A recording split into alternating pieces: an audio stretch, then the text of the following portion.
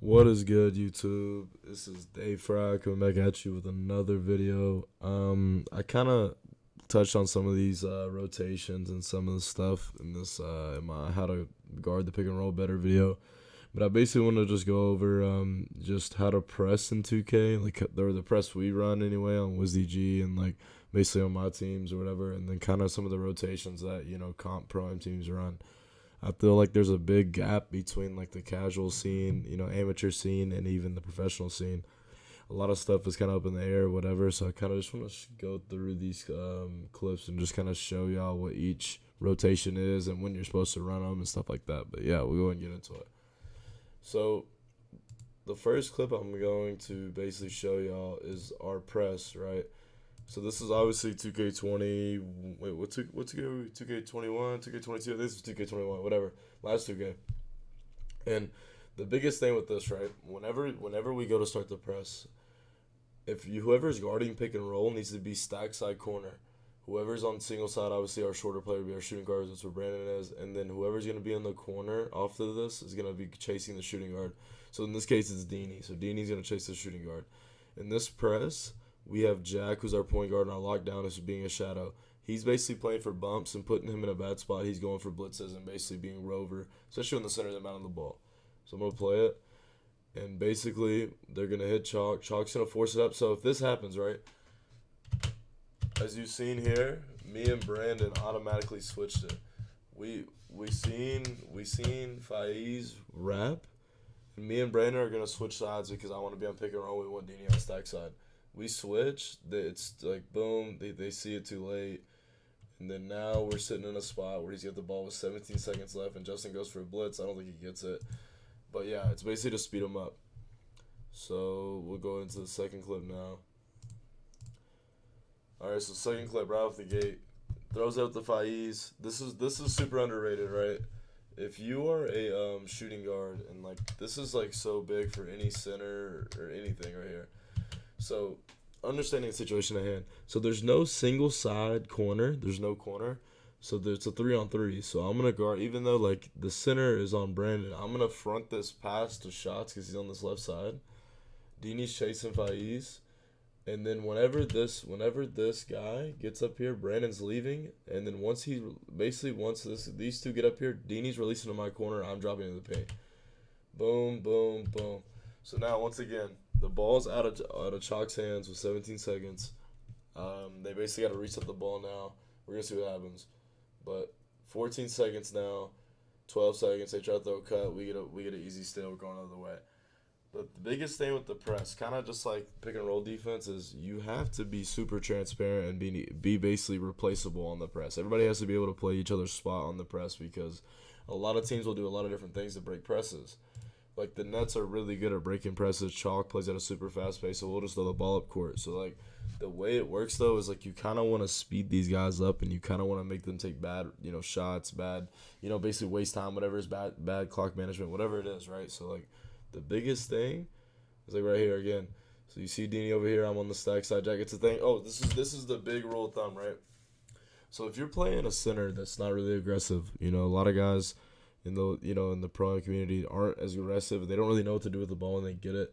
I'm not saying Shots, doesn't know, but like if a center is up top, like if a center is, basically too high, there's really no point to release this, right? We can stay in this double right here with Jack and Justin because there's no slips. Like, obviously, if it's a pop, it's a little bit different. You got to play it a little differently. Justin will basically play the pop in the sense. But until this guy slips, me and Dini can just stay on the side. We're basically in a double.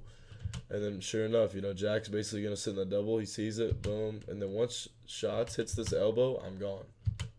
Boom, under, and I foul. And what's bad is if I don't foul, he probably scores on me. But still, it's like one of those things that like that's not a look you want. Like, we got a one-on-one matchup with me and Shots. I like my chances every time. So we go to the next clip, the press. So right here, right, if this happens, this is kind of an instinct play, but this is also really good on Jack. So if this happens, you basically just gotta hold your ground. So if say they wrap, say like your hash defender wraps to the other side of your pick and roll defender off the press, the hash defender basically has to stay on pick and roll in that sense. So I would just be stay in the corner in this sense, whatever. But Dini's just going to stay on ball and basically just guard pick and roll this for this play. Sure enough, he drives to the paint. I basically just make an instinct play. We get a block. We're going the other way. And the big thing, too, is if Jack would just run to my corner right here, all Jack has to do for this to be like nothing's open, Jack just sprints to this corner. Easy rotation, but we kind of knew he was going up. See, the thing is when you run presses on teams and you do different things on teams, they get impatient. They start when you give them different looks, they can't really game plan for what you're gonna do, especially on this type of press where everybody's interchangeable. It's easy to kind of get people flustered a little bit. So let's go to the next clip. So this one, right, this is splash. And the big thing here, right, is we got what we want. So this is another thing too I want to tell y'all. So anybody that runs this press, like we run this press, the rule of thumb on this press, right? Once he passes right here at this 3-point line and this guy wraps, right? This guy wraps, your hash defender is now saying release, release, release. Your other corner is taking this, basically being a soft edge right here. And I'm sprinting from this corner to this corner. It's really tough. Like it seems like it's really in depth, but I'm telling you, this is the best way to run the press. If you can get 5 guys to buy into it and really lock in on it, you'll get a lot of turnovers. You'll get a lot of teams just confused because it's a different look every single time. But rule of thumb is if this point guard passes this 3-point line and this guy wraps, our hash defender's releasing, and also we have Justin who can kind of play that lane. Jack's getting back. You see it right there. We go ahead and start it. Brandon's coming up for the soft edge. I'm running from corner, and it's easy because Brandon's just holding it. And once he basically holds it, I fake the blitz to the corner. Brandon gets back, whatever. We're all back, whatever. We'll go to this last clip. I think this is actually. Oh yeah, this is on Real Proam. So this is with my Proam team with Crush, Glenn, Greens. It's our Xbox team. Crowns on this team. We've been running this press a little bit, but here's a good look at it, right? So right here, so the cool thing about this is on 2K22, I guard the corner, so I'm gonna guard hash with the press. The Crown is guarding the left corner off the press, so he's gonna be guard pick and roll. So obviously right here, right, this guy catches the ball. It's really just simple. Once he hits this elbow, Crown left a little early, but it doesn't really matter because like if he dots that, he's a dog. Whatever. Crown can also kind of sweet spot this. If you're playing this, like if you're in this left corner, you can play about 2 steps off of this baseline and just sweet spot this spot, especially when he's in the spot right here. It's a really hard passer to make this left corner. But yeah, we're just gonna play it. Obviously, a lot of centers want to make a play off the press. That's kind of what you want. It's the whole point of the press is to make them make plays. So he goes straight to the paint. He has nothing now. I'm back to the corner. Glenn's back to the hash. Crush is back on ball. And now look at the play. So with 16 seconds left, we got one of our best defenders on their center, and he's posting up trying to do God knows what. He does a post drop step layup. I don't know what he did, and it's like it's what we want, right? Like it's 13-3. He's obviously flustered. Our press is getting to him. We get a stop, whatever. Obviously we turn it right back over, but still, it's something you want. You want to speed these guys up. So that's really all it is for the press. Like any more comments or like any questions or whatever, just like comment in the chat. I'll kind of break it down for y'all. Doesn't really nothing to it. But these next 3, I'm basically gonna explain. There's 3 big rotations in Proam. There's triangle, there's red, and then there's stack. There's more in-depth rotations like hypers and stuff, but like everybody kind of runs hypers differently, so I don't really want to get into that too much. We ran a couple different rotations like called Jack and another one called Circle, and it's like a little bit more in depth. That's like a little more crazy, but this is like the basics. That's gonna like basically make your defense a lot better, just because it makes guys not have to just hold defense. You can basically get more people involved. It's really easy for everybody to kind of swing when you understand the rotation, right? So first clip is a triangle.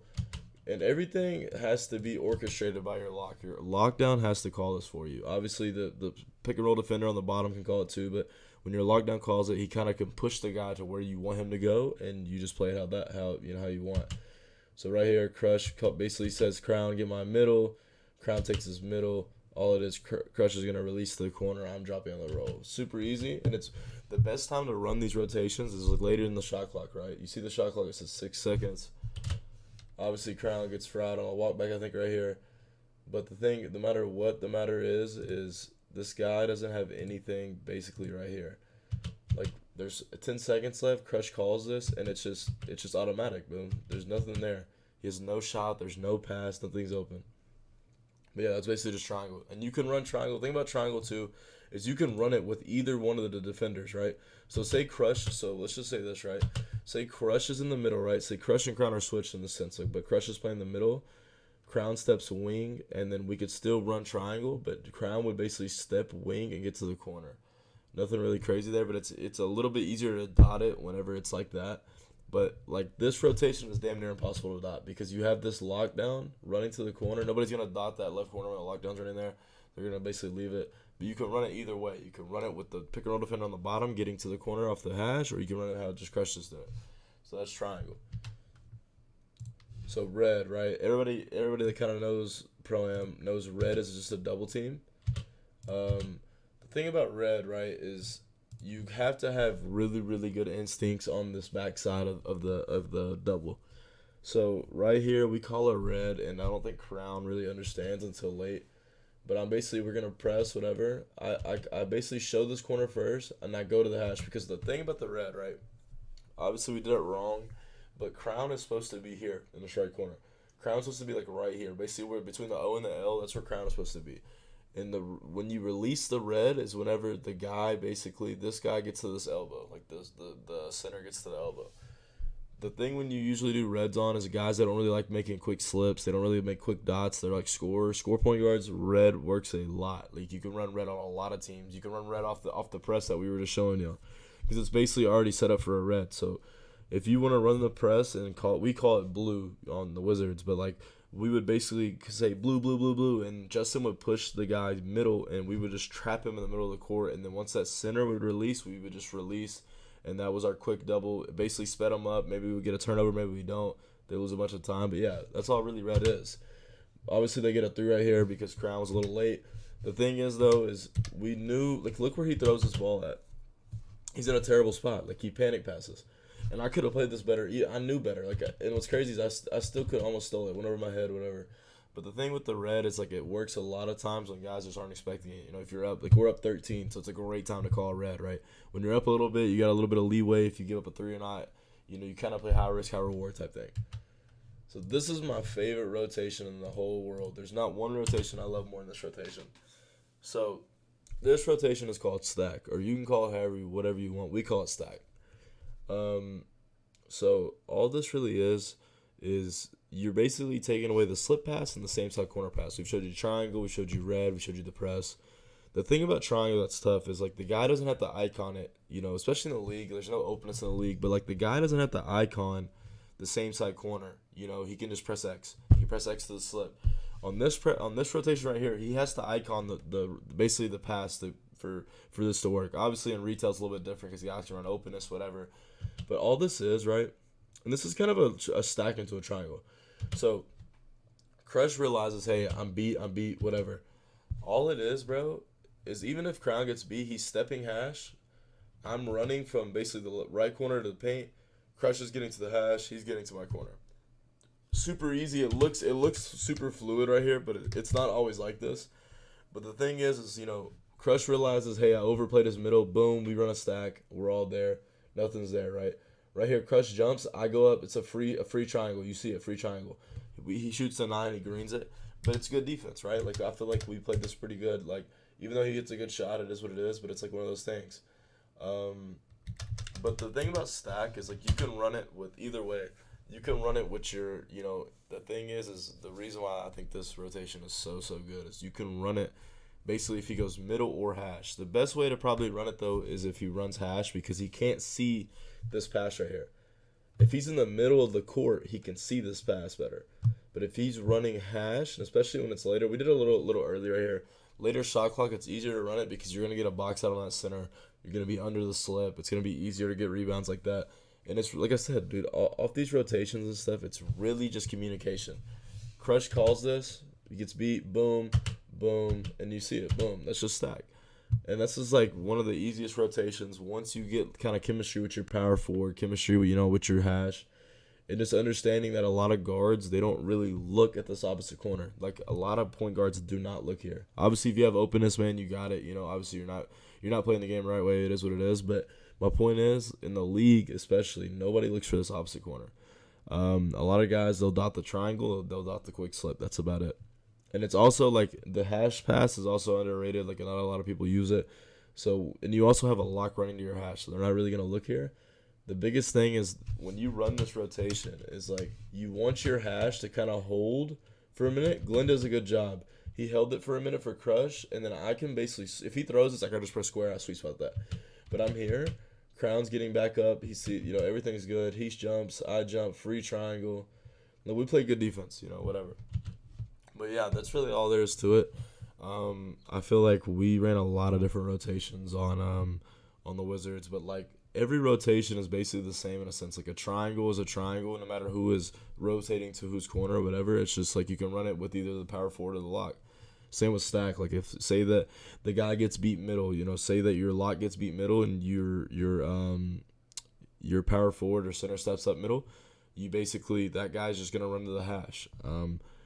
All these rotations work really well, if you're switching it up. I wouldn't say run these rotations every single play on defense because people will pick up on it, but it's definitely a nice change. It's a nice change of pace. It's really easy to play defense when you kind of understand your assignment. It's really easy to understand, like, where to go if you have a rotation basically set in place. Off the press, the press isn't for everybody because it's a lot of communication. It's a lot of switching, a lot of understanding just, what's going on the court. But yeah, man, I don't really have much else to say. I think we all understand a little bit now, a little bit more defense. I'm gonna have more videos like this, kind of breaking down film, breaking down just defensive stuff, and I can make another video of offensive plays if y'all want to see that. But yeah, man, if y'all have anything else for me, obviously just comment, like, comment, subscribe, all that good stuff. But I feel like this one's pretty helpful anyway. And if you have any more questions, concerns, whatever it is, you can DM me, you can comment on YouTube, whatever it is. But with that being said, I'm out, and y'all boys be easy.